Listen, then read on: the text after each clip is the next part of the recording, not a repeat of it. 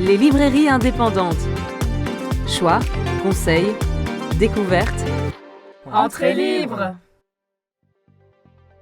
Ça peut être des engagements vis-à-vis des gens du quartier, ça peut être des engagements vis-à-vis d'éditeurs, ça peut être des engagements plus politiques. Et donc c'est ça qui est magnifique, c'est qu'on a chacune de ces librairies, on a un vrai engagement, mais à sa propre échelle et à sa propre personnalité.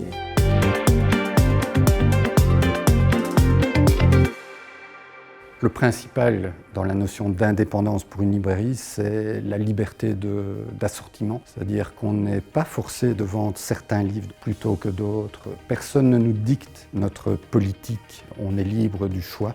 Activiste, j'aime beaucoup ce terme parce que ça veut dire qu'il active en fait des sensibilités, qui active peut-être des offuscations, mais aussi des joies, voilà.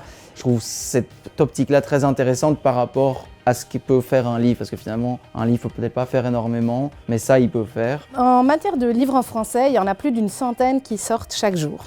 Donc il faut dire que sur une année, on est sur 100 000 nouveautés, enfin, c'est quelque chose de complètement affolant. Ce travail en fait, de sélection dans une librairie indépendante, il est vraiment quotidien et ça demande un engagement permanent, de se renseigner, de se remettre en question, d'approfondir ses connaissances. Mais c'est passionnant, c'est vraiment génial.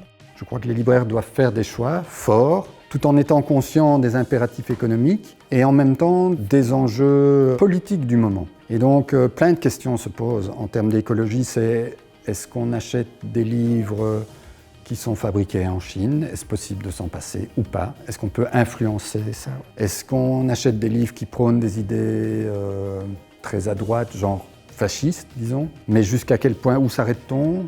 Est-ce qu'on est assez formé pour ça aussi? Voilà, toutes ces questions-là, il n'y a pas de réponse univoque, il n'y a pas une réponse simple à ça. Mais précisément, je pense qu'il faut qu'on affronte ces questions-là et qu'on y aille plus franchement et plus collectivement si possible.